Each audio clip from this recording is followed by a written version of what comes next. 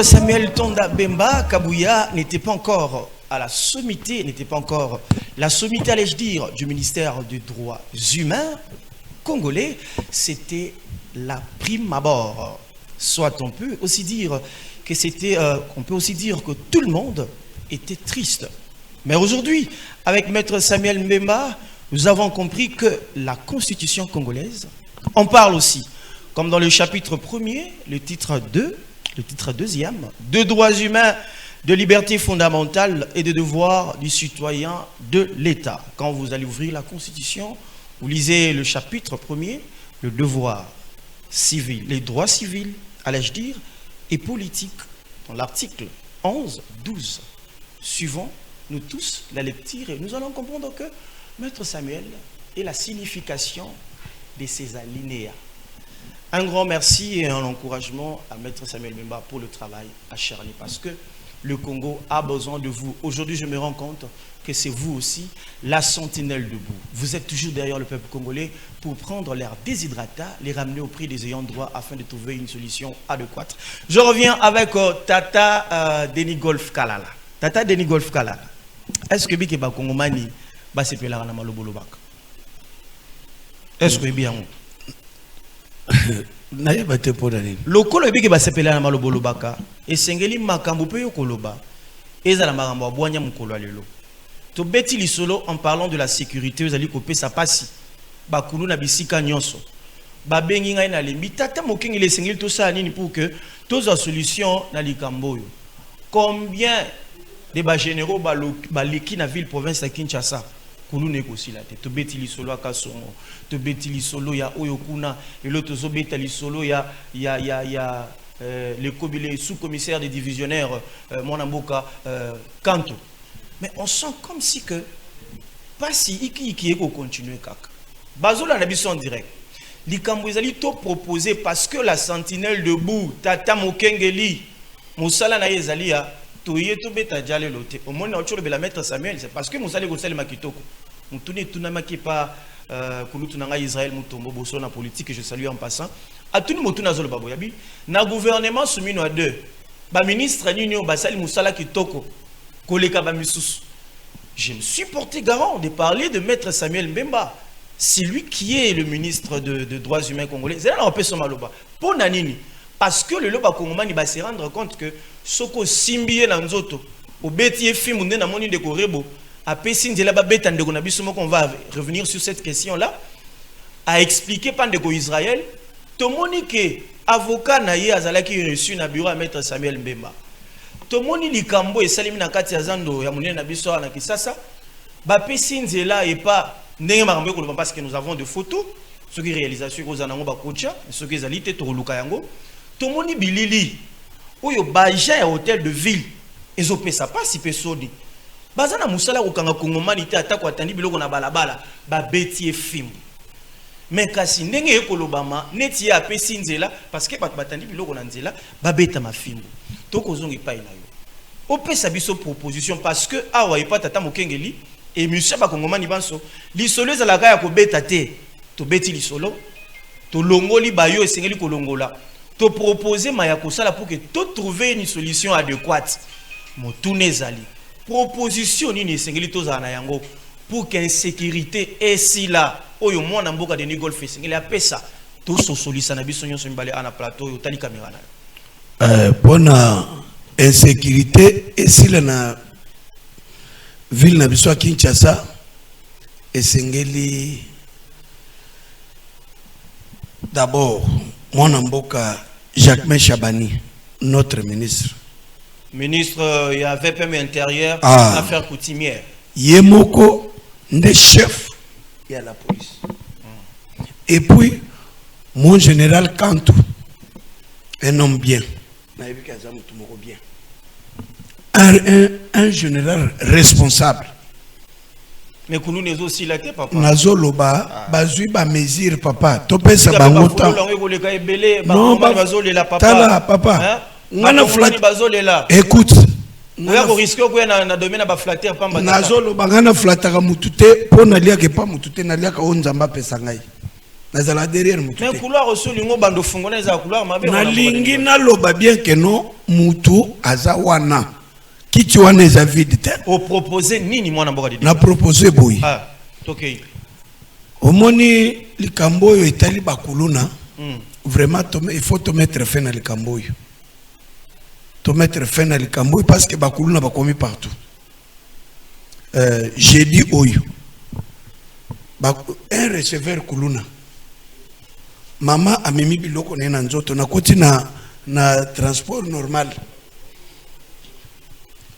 na koti na Yesu wana na zolongo na zokende bandal mama kitaboye mwana moko ya mobali age moko na bana na ye kutu bana na ye mikolo mwana na zofinga mama na lobele boye papa abangi ngai mwana moko azalaki papa moko azalaki wana afingi papa a lancé papa ko tangu na kiti na moko na kiti na kangiye wana na kangiye na kena itina la police na ba mama nyonso wana le atikali wana ye moko ayeko mona ke loko asalaki mabe parce que ndengo lobi ke ba congolais bango moko ba kinois bakangaki kuluna batumbiye toko kende ka bongo c'est-à-dire que moi namboka Denis Golf Kalala azali ko pesa ba congolais nzela est-ce que belo ko ozo sala les infractions mais papa azotinda ba congomani ngana tindi mutu aboma mutu ngai la peso likanisi yoka nan malobeza ke pa ina yo zela na silisela yo mutu papa na peso référence ya koloba boye na moni quelque part dans le réseau ils ont circulé ils ont circulé papa yoka nanu mwana mboka ngai na ye na kuti mutu pilote les débats s'il vous plaît. Papi mutu lichette. S'il vous plaît. Toloba ke nzambe sunga. Non, oyebi ata mutu abeti mutu lichette. Selon droit na bino, droit na biso ba kongomani lobi que mutu bakangi azali présumé innocent. C'est ce que la constitution dit. Na ba règlement na bino ba bato batangi bibe kwa lobi que mutu bakangi ata yibi loboko na kati libenga mutu. Bakangi azali présumé innocent. Ce qui n'a le but de changer constitution. Azali présumé innocent jusqu'à ce que sa culpabilité sera établie par un jugement définitif. Si quoi mutuana bango bazo kanga bazo beta. Mais papa constitution. Vous allez encourager bango. Et ceux qui ba moni pe bongo basa les ali malam. Na lobby boy. Constitution et lobby ceux qui bakangi mutu azana maboko ya l'État. Mais oyo biso peuple biso moko yo tokutio ozoki sinde kona biso. Totiki yo tolobi ke papa ndengo ozoki sinde kona biso kende polobe ya ozoki biso lisusu. Si to sengeli to silani. C'est-à-dire quoi to silani olingo bisa biso ke bayoka bazana matu bayoka na lobby na chema ina munokote na lobby na anglais te pona yebaka pe anglais te. Olobi na lingala o bakuguma nyoso soki ke boye boza ebele bomoni kuluna moko akangi mutu akati mutu lichette tozana ta ya Yesu te ke Pierre akati lichette akati litoyi bazongisi Yesu azate. Vous savez makamto koloba netandi il faut soki mutu asali bongo ba memaye pa la polosu tokende bongo papa. Vous savez, ce qui tue notre pays, c'est que tous collaborer avec les autorités. Vous savez bien que vous savez bien que Kuluna fanda na lupango yo. Kuluna yaka omeladi amba na lupango yo. Mais vous allez voir, ba jeune bazana kati lupango wana bazo dénoncer te. Ba sia tezali presque partout na ba kwenyo sur les avenues na ba wenze zali. Pourquoi pas dénoncer pour aider même kasi na Israël kanto yango. Bon, Israël quand on a associé parce que misuna eza drone te azanzambete. C'est là où moi j'allais quand même koyoka yoko pe sa proposition. Yoka mon frère. Parce que ceux bat tomboki wane comme yo te bat bazo tomboka. Soki la police était la police soki baye batu batiki mutu. Mais soki avant la police avant la police yo pe sa penza batunzela va se prendre en charge. Sikoyo bakufa bangonyos. Bakati oyo biso nyoso tokimi ezola kisa irresponsabilité na bino l'état congolais parce que na minute boza na mbongo na yebisa ko makama na bémission nyoso ke mona mboka Denis Golf boza na mbongo bozali na finance to le bango na lopoto bozali na justice, bozali na armée, bozali na iloko asuka izali armée ya ba infiltré, bozana pouvoir na ebisaka bino papa yokana photo sala toujours politique ya plainte omoni yo tango zolo to se plaignaka toujours ba mingi alors que ba kongomani bazoze la solution tata yo zana mitune belé réponse na ngai za muke te za mukete eza mukete ba olanda biso bazomona mambo zoloba mais nazo yebiso ozo poser nga question pesa siko bia nona ndenge pesa na explique ozana maloba siko toyoka na lobi boy omoni kozwa kaka fachi azui pouvoir bato yo bazalaki sûr que non fachi kokufa bamoni ke fachi compliqué bango abwaki bango ba mikimeli neti vieux oyo Frank Jong akimia babengana ki bakange na Bruxelles na Belgique wana etalibisote eza pe sujet to okende autorité de l'état ezate. Est-ce que vous avez une coopération? Donc, autorité de coopération bilatérale au Bokoko Benda, Moutou Azali Banda Mboka, au Salablo, ambassade ya Mboka, on a bien réclamé, moi on a bien Mboka, parce que les Américains font. Mais Nazo Kamo, moi on a bien très Yokananu. Bon emprisonné. Yokananu, tu emprisonné pour nous. Amérique réclama qui papa na bango Boka na prison na bino. Makala, les lobas en Amérique. Pourquoi aussi le faire avec vous? Si quoi yo comparer biso kaka na États-Unis pourquoi? Kasi po ezali Mboka. Abiso yé boko aponaki nzela na yé. Le salaire du péché c'est la mort. Akende. Comment est-ce que beaucoup servir d'exemple na bao mususu bazali kolinga ko ravir pouvoir na nzela manduki? C'est-à-dire que ceux qui n'aillent pas lobby to pendongo za boy lobby basimba kati lupango na onda muloko la boko tonga mingi na balabala l'état lobby non loko aliende azali mokonzi akati ndambo lupango na yo yo po ozu manduki olandi ba ona est papa ngai soki toujours ba kozongi c'est la yo kangai ngai naza un Congolais valeureux c'est-à-dire on est là pour servir notre pays. Très bien. On n'est pas là pour servir les étrangers. Mbuto yozolo belanga Frank Jongo azana musala ba Rwandais na ba kabila na ba wonyo soyo. Sikoyo bango ba poni nzela wana. Biso to salani. Obi mutuna na ototuna yo. Na ototuna yo awa parce que na lolenge na kutunela mutuna ata ba kongmani bakola na ngai.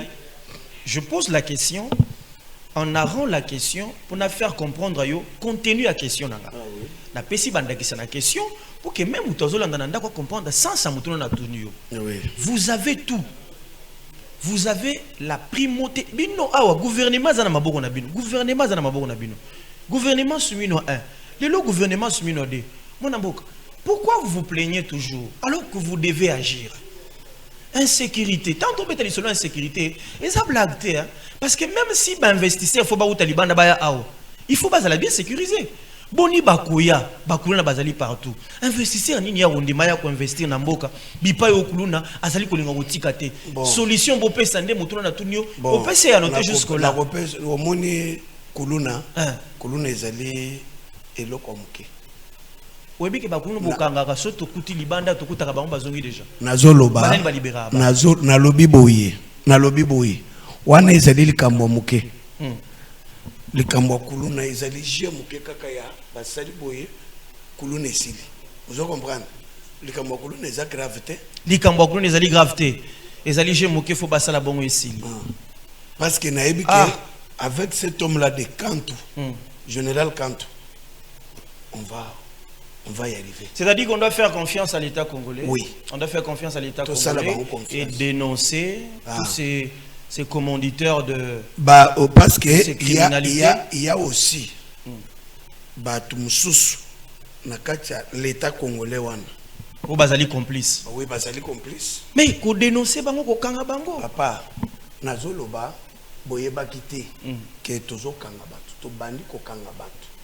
Batu belé kala mingi te ane oye ko silate makamunyo sezonga na rai ane oye ko silate je te le jure yango moni ndeko Bumba non kombo na ite ndeko na bino union sacrée ministre ou bien gouverneur est-ce que bon tozongi sous la torture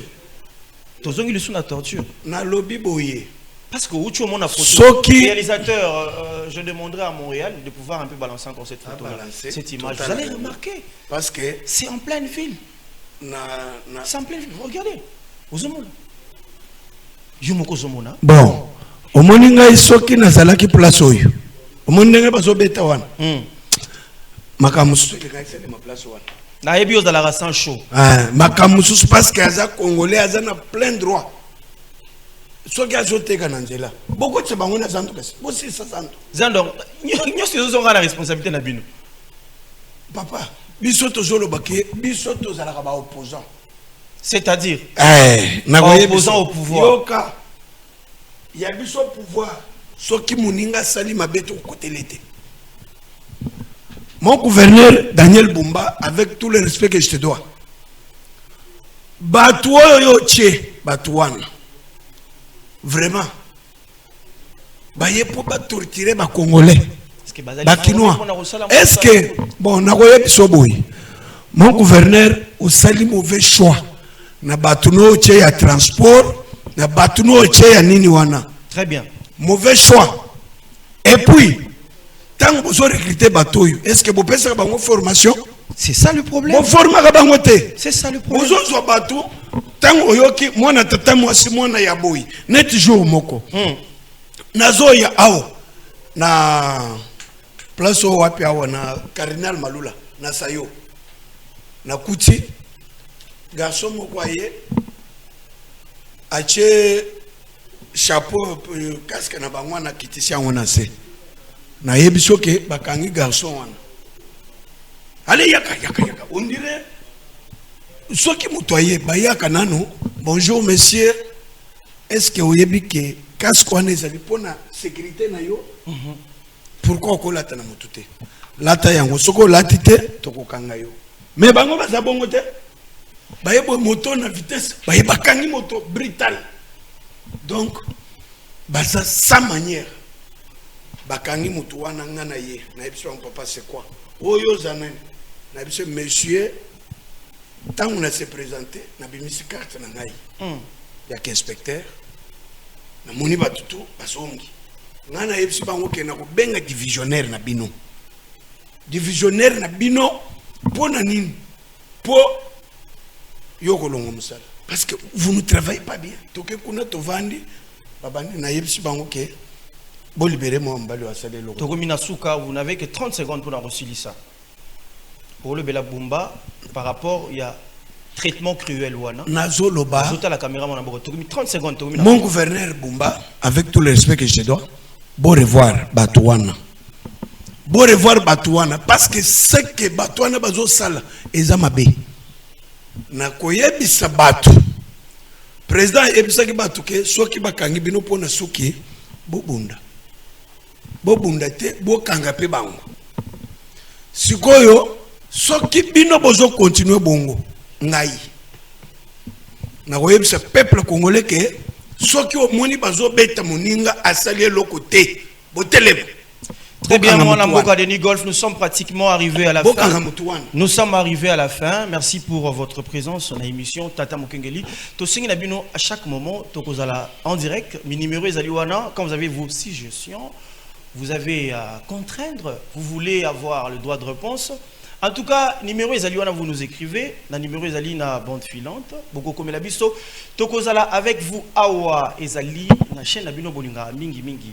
Na combo ya Miel Télévision à partir à chaque samedi na 18h20 tokozalaka en direct interaction na ba kongomani banso bisika so bokozala tokobeta masolo ou ezali mboka na biso nyonso Tata Bokulaka président de la République Félix Tshisekedi Tshilombo alingi discrimination te misala wana ezali pour dénoncer même article 16 na constitution na biso je crois linéa 4-5 nul ne peut être tenu en esclavage ni dans une condition analogue.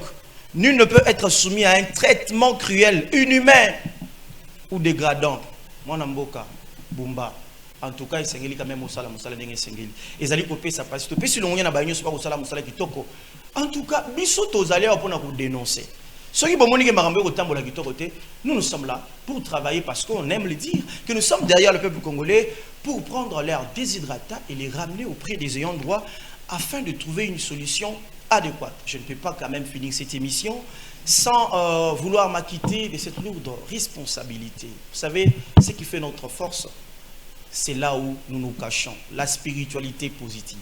Le Relégal, le patron de la communauté des assemblées chrétiennes, Voici l'homme, en sigle CACVH, que je salue et j'honore, en dehors du pays, en mission évangélique. Pourquoi pas aussi ne pas saluer tous les enfants, les fidèles de la communauté des assemblées chrétiennes CACVH, en sigle, les églises de Voici l'homme dirige, la diaspora, que ce soit en dehors du pays, que ce soit ici à Kinshasa. Je vous salue aussi, je vous honore. Merci à vous pour les encouragements et la bénédiction à tout moment.